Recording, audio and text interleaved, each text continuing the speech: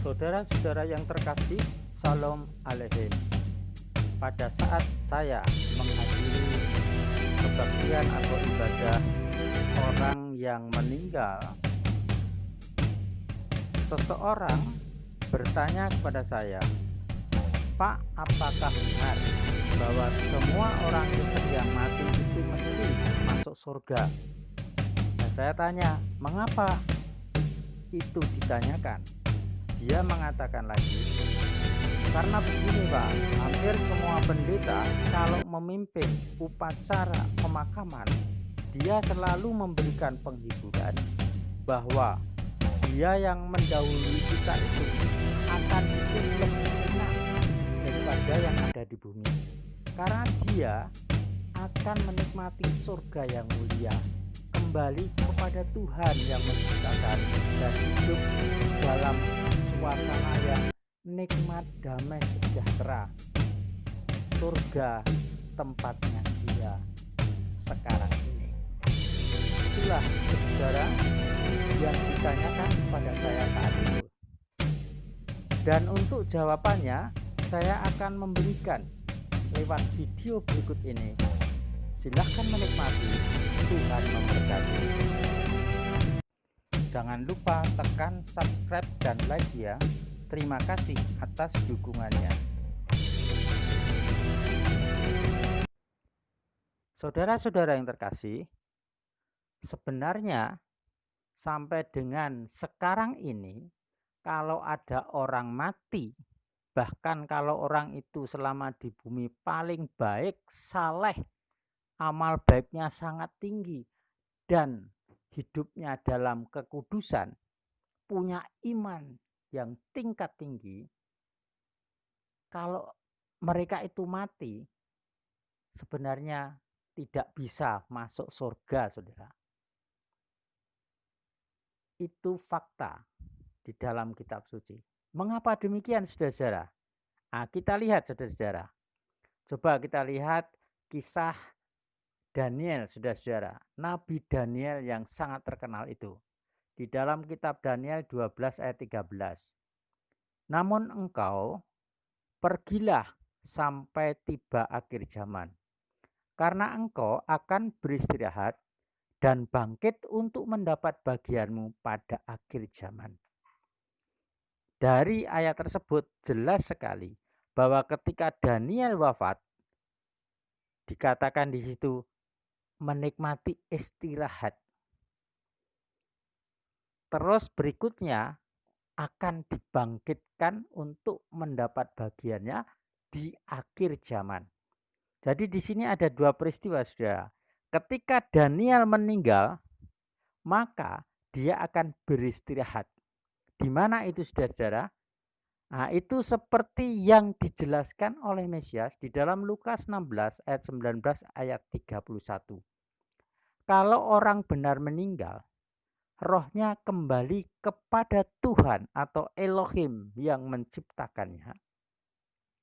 Kemudian oleh Elohim, roh itu akan ditempatkan di tempat peristirahatan yang sangat nyaman, yaitu di pangkuan Abraham atau Firdaus. Kemudian, jika ada orang jahat di luar Tuhan meninggal, maka rohnya akan kembali kepada Elohim sang pencipta langit dan bumi yang memberi roh itu. Kemudian oleh Elohim, roh itu akan ditempatkan di tempat yang penuh siksaan. Namanya alam maut atau alam barzah atau Hades. Dengan demikian, menurut penjelasan ini sangat jelas sekali bagi kita. Kalau orang mati, rohnya kembali kepada Tuhan. Kalau orang benar, ditempatkan di pangkuan Abraham untuk beristirahat. Istirahat untuk apa? Untuk menanti kebangkitan pada waktunya kelak. Oleh sebab itu, saudara, Nabi Mose atau Musa, Nabi Samuel, kemudian Raja Daud, Raja Salomo, semua itu termasuk tadi Nabi Daniel yang sudah meninggal mendahului kita ribuan tahun yang lalu. belum masuk surga menurut penjelasan Yesua tadi. Jadi sangat jelas sekali. Juga di Nats Daniel 12 ayat 13 tadi sangat jelas belum masuk surga. Apalagi kalau kita lihat di dalam kitab Gilyahna atau Wahyu 11 ayat 19. Surga itu baru dibuka pada saat sangkakala ketujuh ditiup. Padahal ada 7 sangkakala, saudara. Sangkakala ketujuh itu sangkakala terakhir. Salah satunya surga sudah terbuka. Tapi sampai saat itu belum ada yang masuk surga untuk manusia. Kemudian saudara, kalau orang-orang jahat di luar Tuhan meninggal, raja-raja jahat dulu termasuk Kaisar Nero yang sangat jahat, sangat keji itu, ketika mati rohnya kemana saudara? Ya kembali kepada Tuhan. Dan sama Tuhan tidak ditempatkan bersama rohnya Daniel, rohnya Mose, rohnya Samuel, rohnya Salomo. Tidak saudara. Tapi ditempatkan di Hades atau alam maut atau alam barzah yang di situ sudah disiksa siang dan malam. Sampai kapan saudara?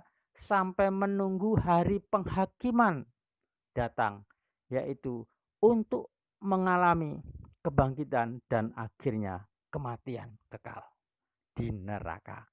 Ada waktunya sendiri saudara. Jadi surga dan neraka sampai dengan saat ini belum dibuka untuk umum, untuk roh-roh orang-orang yang meninggal. Seperti juga kita melihat kalau orang mati kan dikuburkan di tanah atau ada yang di gua-gua. Tapi sama saja saudara maksudnya. Di dalam kitab Pengkhotbah 12 ayat 7 dikatakan, kalau orang mati dagingnya itu kembali menjadi tanah dari mana dia berasal. Kemudian rohnya yang membuat dia hidup kembali kepada Tuhan atau Elohim yang telah mengaruniakannya. Jadi sangat jelas di sini saudara. Nah, dengan demikian kita bisa melihat lantas bagaimana supaya kita bisa menikmati hidup dan nanti kalau mati masuk tempat istirahat seperti tempatnya Nabi Daniel. Dan nanti dibangkitkan terus masuk surga. Ada tahap-tahapnya saudara-saudara. Jadi kitab suci itu sumber kebenaran yang hakiki. Setelah saya menemukan dipimpin oleh Ruh HaKodes atau Roh Kudus untuk melihat tahap-tahap ini, saya semakin yakin bahwa kitab suci itu terang yang sesungguhnya. Berasal dari Tuhan yang hidup, Sang Pencipta langit dan bumi. Dan orang yang diterangi Roh Kudus akan mengerti ini. Jadi saya dulu juga demikian. Yakin dan juga meyakinkan banyak orang lain. Kalau orang mati di dalam Tuhan, pasti langsung masuk surga. Ternyata itu saya membodohi banyak orang. Menyesatkan banyak orang karena kitab suci tidak berkata demikian, saudara-saudara. Lantas kapan bisa masuk surga? Ada tahapnya, saudara-saudara.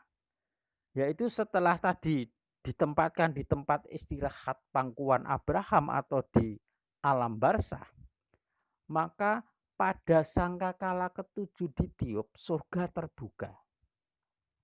Dan pada saat itulah juga ada kejadian lain, saudara. Pada sangkakala ketujuh itu ada masa kesusahan besar yang dipimpin oleh si naga atau Satan dengan nabi palsunya, dengan the beast yang dari laut dan dari bumi yang namanya the beast 666 yang banyak mengadakan siksaan-siksaan pada banyak manusia.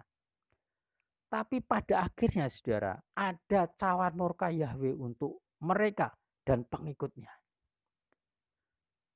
Tapi setelah siksaan-siksaan, penderitaan, masa kesusahan besar itu saudara, kitab suci menyatakan bahwa ada masanya umat kudus yang sudah dipilih oleh Tuhan itu mengalami upahnya yaitu kebangkitan dari kematian, hidup seperti makhluk-makhluk di surga atau seperti Mesias itu sendiri.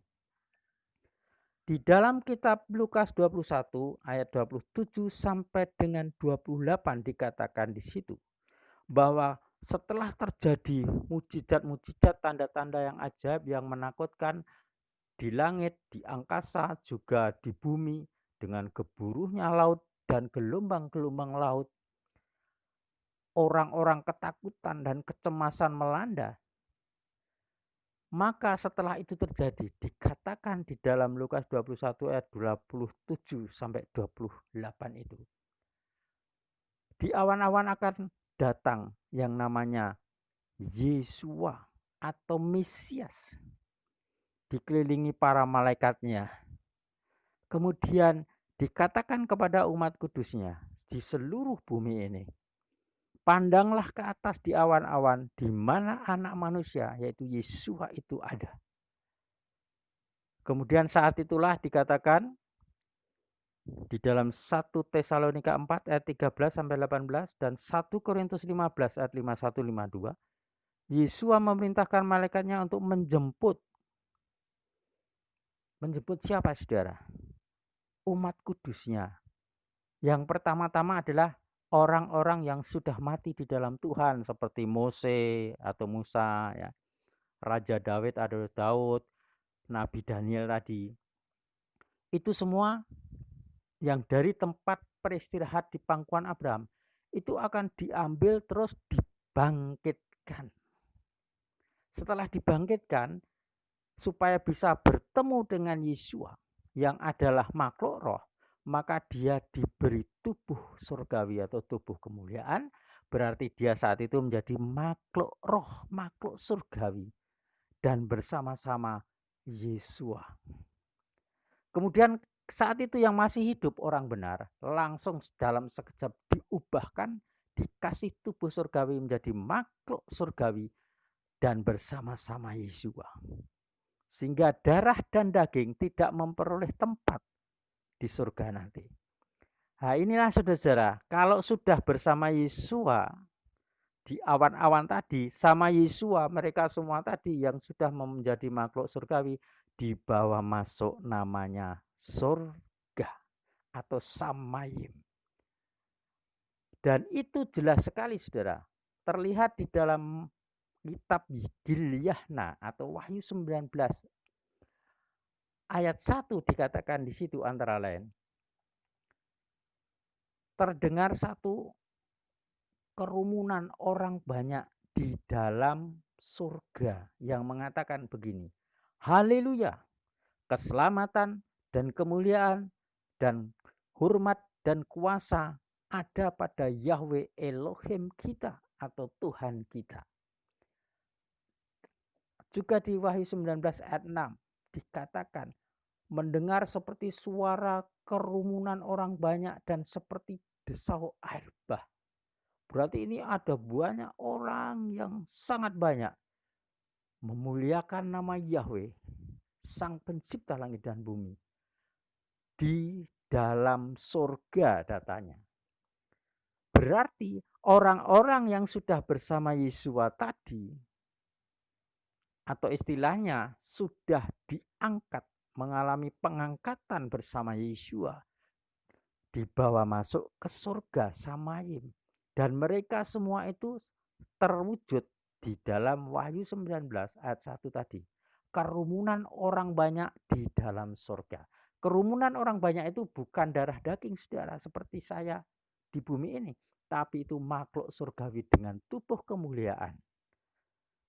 Dan itu ada di dalam surga. Dan mereka itulah orang-orang yang semula ada di pangkuan Abraham.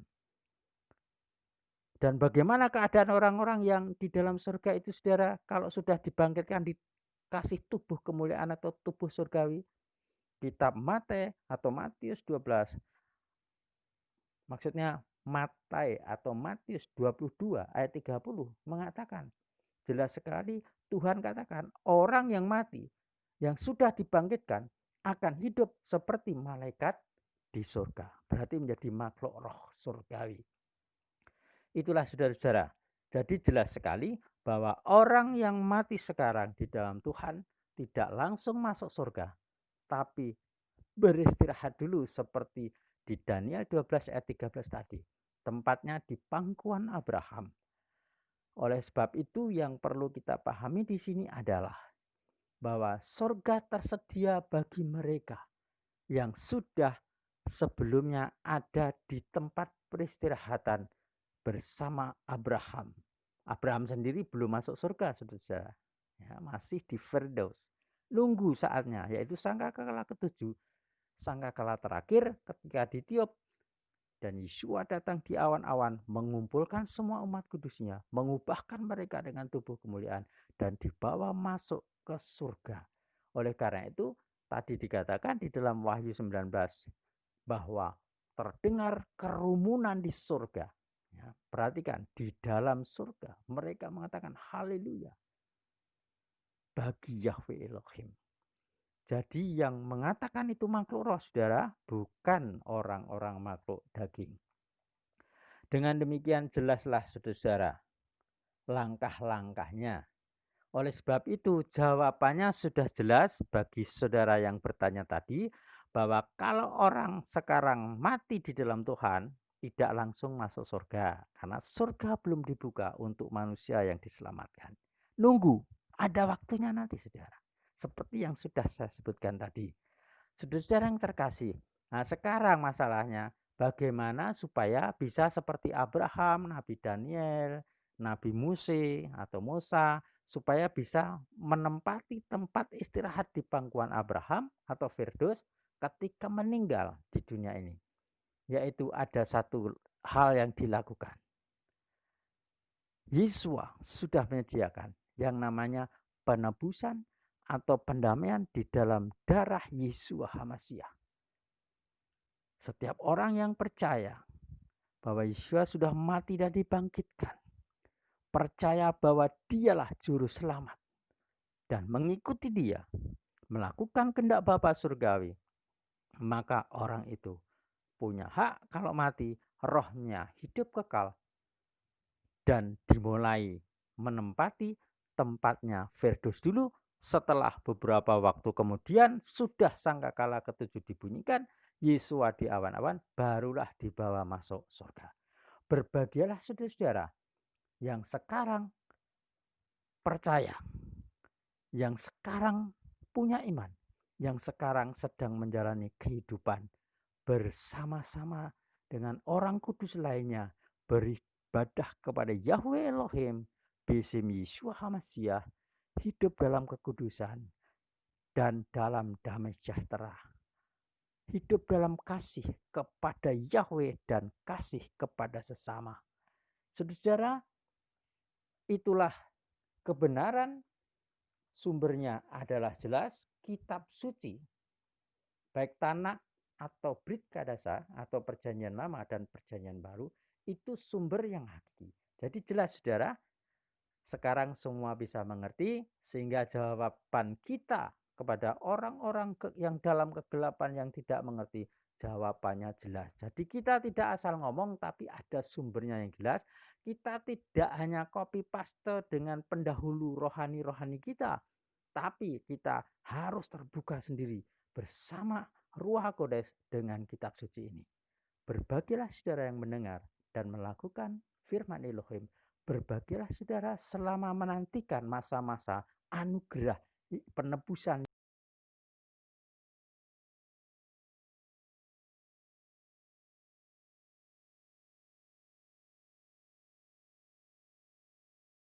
Sukses bagi saudara semua.